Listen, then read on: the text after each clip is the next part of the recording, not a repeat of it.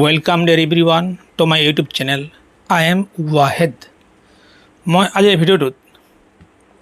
Mathematics class 9 chapter 4 exercise অৰ্থাৎ অনুশীলনী 4.3 প্ৰতিটো অংক মই তন্নকৈ সমাধান কৰি দিম। তোমালোকে অতি মনোযোগেৰে চাবা আৰু শুনিবা, নিশ্চয় তোমালোকৰ ক্লিয়াৰ হ'ব। চোৱা, অনুশীলনী 4.3 অৰ্থাৎ এক্সাৰচাইজ 4.3 প্ৰথম কুৱেশ্যনটো আছে, তলত দিয়া দুটা চলকযুক্ত ৰৈখিক সমীকৰণৰ প্ৰতিটোৰেই লেখ অংকন কৰা।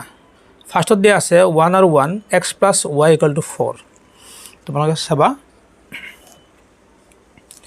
x plus y equal to 4, মই yটো ইয়াত ৰাখি দিলোঁ, এইফালে 4 আছে, এই xটো ইফালে গৈ মাইনাছ হ'ব, গতিকে 4 minus x, y equal to 4 minus x।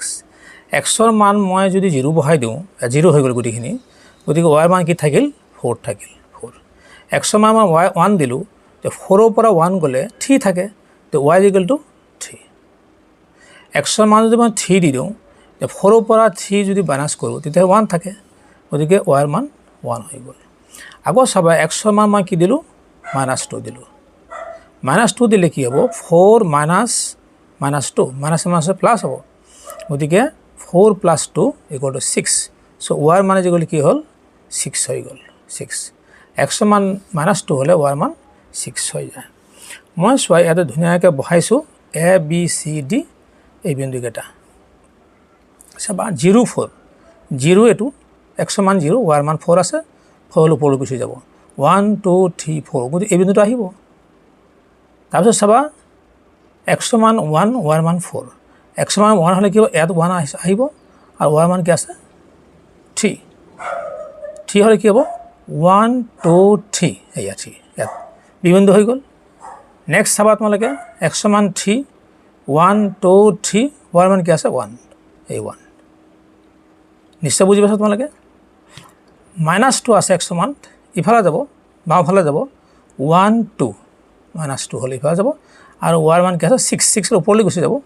So' 1 2 3 4 5 6 D বিন্দু ইয়াত বহি গ'ল। গতিকে এই এ বি চি ডি বিন্দু মাজেদি ৰেখা আমি টানিলোঁ, আৰু সেইটো হ'ব কি লেখ, এই সমীকৰণৰ লেখ হৈ গ'ল। ঠিক তেনেকৈ আমি 2 নম্বৰটো আছে x minus y equal to 2, গতিকে ৱাইটো মই ৰাখি দিলোঁ, বা ৱাইটো ইফালে ৰাখি দিলোঁ, x কি হৈ গ'ল, ইফালে আমি যদি ৱাইট এনেকৈ থৈ দিওঁ, আমি প্ৰথমতে কি কৰিলোঁ -1 পূৰণ কৰি দিলোঁ, ইয়াত মাইনাছ হ'ব, ইয়াত প্লাছ হ'ব, ইয়াত মাইনাছ হ'ব, গতিকে আমি ইয়াত ৰাখি দিলোঁ, আৰু এক্সটো ইফালে গৈ কি হ'ব, মাইনাছ আছিল নহয় প্লাছ হৈ গ'ল, ৱাইটো মাইনাছ থাকি গ'ল। ঠিকে আছে, আমি এক্সৰ মান কি ধৰিলোঁ 2 ধৰিলোঁ, এক্সৰ মান কি ধৰিলোঁ 2 ধৰিলোঁ, তো 2ৰ পৰা 2 গ'লে কি হ'ব 0, 0 হৈ গ'ল। এক্সৰ মান 0 ধৰিলোঁ, এক্সৰ মান 0, 0 হ'লে কি হ'ব 0 - 2, -2 হৈ গ'ল, -2 থাকিব। এক্সৰ মান 4 ধৰিলোঁ, 4ৰ পৰা 2 গ'লে 2 থাকে, গতিকে 2 থাকিল। এক্সৰ মান 4 হ'লে y মান 2 থাকে। এক্সৰ মান 0 হ'লে y মান -2 হয়, ৰাইট। গতিকে এ বি চি এই 3টা বিন্দু আমি বহাই ল'ব পাৰোঁ। এ বিন্দুটো কি আছে আমাৰ 2 0 1 2, 0 এইটোৱে, ওপৰফালে নাযায় তলফালেও নাযায়, 0 - 2, 0 হ'লে এইটোৱে 0 হ'ব, আৰু -2 তলফালে যাব, 1 2, এইটো বিন্দু হৈ গ'ল। এক্সৰ মান 4 হ'লে 4 1 2 3 4, আৰু y মান কি আছে 2, 2 ওপৰফালে যাব 1 2, এইটো বিন্দু। গতিকে এ বি চি এই বিন্দুৰ মাজেৰে এটা ৰেখা আমি টানিলোঁ, এই ৰেখাটোৱে কি হ'ব x minus y equal to 2 সমীকৰণৰ লেখ। নিশ্চয় তোমাৰ ক্লিয়াৰ হৈছে এইটো। ইয়াৰ পাছতো চাবা 3 নম্বৰ চাবা, 1ৰ 3টো চাবা, তোমাৰ ইয়াৰ পিছৰটো চাবা, ইয়াত দিয়া আছে y equal to 3x। এক্সৰ মান যদি মই 0 ধৰি ইয়াতে, 3 × 0, 0 হৈ গ'ল, তাৰ y equal to 0 হৈ গ'ল। এক্সৰ মান 2 ধৰিলে, 3 2 গুণ 6, 6 হ'ব, 6 হ'ব, গতিকে y মান কি হ'ব 6 হ'ব।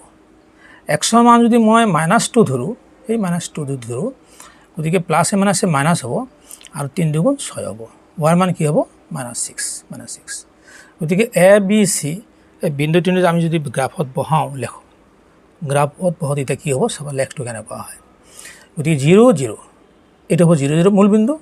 আৰু 2 6 1 2 6 উপৰফালে গুচি যাব 1 2 3 4 5 6 এই বিন্দু বি বিন্দুত আহিব -2 -6 -2 কোনফালে যাব 100 মান বামফালে যাব গতিকে 1 2 -2 হৈ গ'ল আৰু -6 কোনফালে যাব তলফালে গুচি যাব y মান 1 2 3 4 5 6 এই চি বিন্দুত আহিব গতিকে বুজা গ'ল এ বি চি এই তিনিটা বিন্দুৰে আমি যদি এটা ৰেখা টানো সেই ৰেখাডালেই হ'ব কি y = 3x লেখ নিশ্চয় তোমালোকৰ ক্লিয়াৰ হৈছে ইয়াৰ পিছত চাবা 1 of 4 নম্বৰটো 1 of 4 নম্বৰটো চাবা তোমালোকে 3 = 2x + y আমি এই সম্পূৰ্ণ ইফালে আনিব পাৰোঁ আৰু এই সম্পূৰ্ণ ইফালে লৈ যাব পাৰোঁ গতিকে বাওঁফালৰ পৰা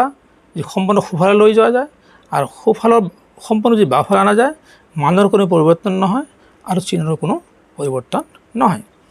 গতিকে আমি আনিব পাৰোঁ 2x + y = 3 হৈ গ'ল চ' ৱাইটো ৰাখিলেও আমি 2x ইফালে গ'লে মাইনাছ হৈ যাব এবাৰ আমি চাম xৰ মান এই xৰ মান 0 বহালোঁ 0 বহালে 2 × 0 এই গোটেইখিনি কি হৈ গ'ল 0 হৈ গ'ল গতিকে y মান 3 থাকিল xৰ মান আমি যদি 2 বহাওঁ 2 বহাওঁ 2 × 4 -4 হৈ গ'ল 3 - 4 3 - 4 যদি হৈ যায় তেতিয়াহ'লে ডাঙৰটোত কি চিন আছে মাইনাছ চিন আছে গতিকে মাইনাছ থাকি যাব 4ৰ পৰা 3 গ'লে -1 থাকিল এবাৰ যদি আমি -2 বহাই দিওঁ xৰ ঠাইত যদি -2 বহাই দিওঁ তেতিয়া কি হ'ব -+ প্লাছ হ'ব 2 × 4 হ'ব গতিকে 3 + 4 = 7 y মান কি হ'ব 7 হৈ গ'ল এবাৰ আমি গ্ৰাফত বহাম চোৱা 0 3 0 হ'ব এইটোৱে xৰ 0 হ'ব এইটো আৰু 3টো হ'ব আমাৰ কোনফালে ওপৰফালে যাব 1 2 3 এই বিন্দুটো আমাৰ আহি গ'ল 2 নম্বৰ চোৱা 2 - 1 2 হ'লে আমাৰ সোঁফালে যাব যিটো প্লাছ আছে 1 2 আৰু -1 তলফালে যাব এইটো বিন্দু বি বিন্দু হৈ গ'ল -2 7 -2 কোনফালে যাব 100 মান ইফালে যাব গতিকে 1 2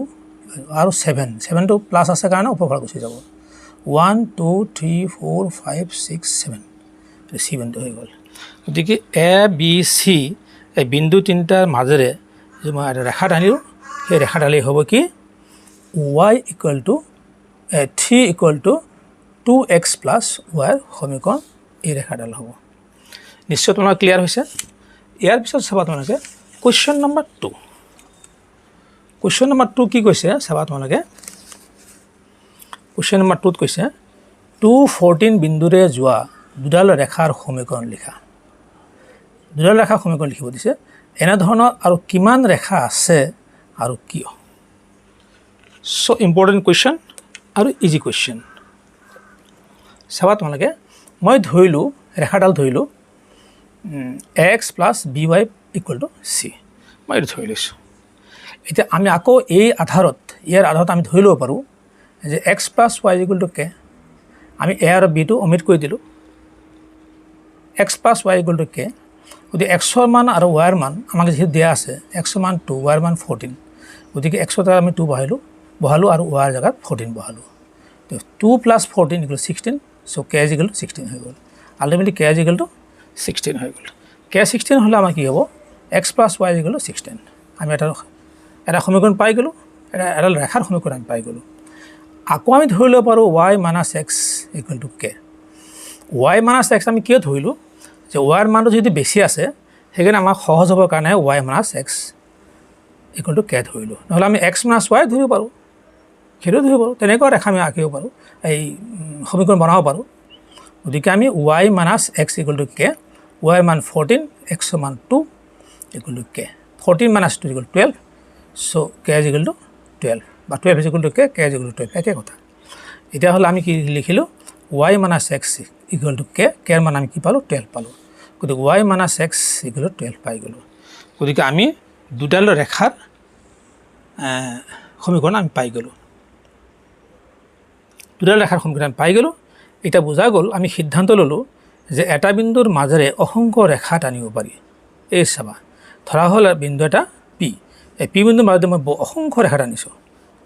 টানিব পাৰোঁ আৰু প্ৰতিটো ৰেখাৰ নিশ্চয় সমীকৰণ আছে যেহেতু দুডাল ৰেখাৰ সমীকৰণ আমি ইতিমধ্যে পাই গ'লোঁ এইটো এটা দুডাল ৰেখাৰ সমীকৰণ গতিকে প্ৰতিটো ৰেখাৰেই আমাৰ কি সমীকৰণ আছে প্ৰতিটো ৰেখাৰ এটাকৈ সমীকৰণ আছে। নিশ্চয় তোমালোকৰ ক্লিয়াৰ হৈছে। ভিডিঅ'টো চাই কেনে লাগিল কমেণ্টত জনাবা, এটা লাইক দিবা, বেছি বেছিকৈ শ্বেয়াৰ কৰিবা আৰু চেনেলটো ছাবস্ক্ৰাইব কৰিবলৈ নাপাহৰিবা। Wait for my next videos. Thank U.